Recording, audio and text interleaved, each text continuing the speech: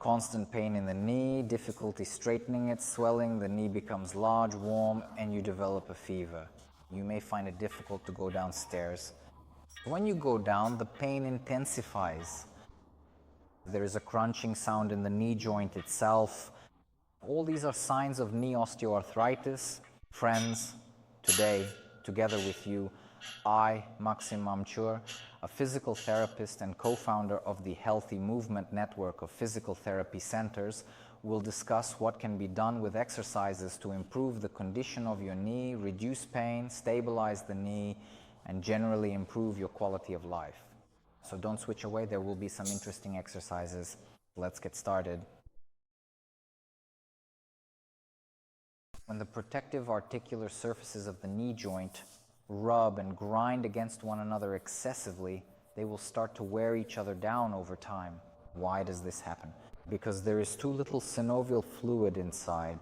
Our goal today is to use large muscle groups to pump as much synovial fluid as possible into the joint itself, plus strengthen the muscles around our joint in order to reduce the pressure inside the joint. Because muscles also serve as a kind of corset that holds the joint itself in place. Accordingly, by doing this, we strengthen the muscles that act as a corset holding our joint, plus we increase the amount of fluid. So these are the two objectives our exercises today will address. So grab a mat and let's get started with the exercises. The first exercise, while sitting, we will extend the leg at the knee. Extend the leg, return to the starting position.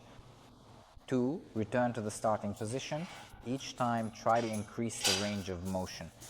If, for example, your knee doesn't fully extend, try to straighten it more with each repetition, with each set. In this way, a large group of muscles is engaged. This is the front part of the thigh. Accordingly, as the largest stabilizer of the knee, it first stabilizes the knee. Second, forms an overall muscular corset. And third, improves the amount of synovial fluid directly in the knee. This is the very fluid that improves the lubrication of the knee joint itself. You can do 15, 20, or even 30 repetitions like this, depending on your physical condition. I also recommend doing this with the other leg, even if it doesn't bother you. Why is this important? Because when we have osteoarthritis of the knee joint, we start putting much more load on the healthy leg than usual.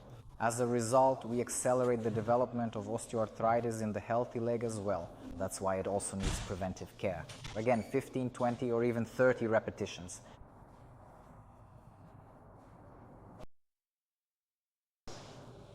Next exercise. Lying on your stomach, bend your leg at the knee, bringing your heel toward your buttocks. Let's try it. 1, bend, return to the starting position. 2, bend, return to the starting position. If your range of motion doesn't allow you to bend too much, don't push into sharp pain, but with each movement, try to increase the range a little bit. This way, we will be working on the back of our thigh, and in doing so, we will improve, first of all, its strength. The back of the thigh will stabilize the knee joint and also increase the amount of synovial fluid directly within the joint itself. Synovial fluid is like a lubricant directly for the knee joint, and I remind you that we also need to work with the other leg. Because when one leg is injured, the load on the other will increase, so as a preventive measure, it is simply necessary to work with this leg as well. 20, 30, 40, or even 50 repetitions depending on your overall physical condition. And the third exercise in this set is pulling the knee toward the chest. Sitting in this position, pull one leg toward yourself. Return to the starting position. Again, pull it toward yourself, then return to the starting position. In this way, once again, we are working the knee joint itself. This way we create some decompression in it because the leg is hanging down. Next, the front part of our thigh is working, thereby improving its strength and increasing the amount of synovial fluid directly in the knee joint.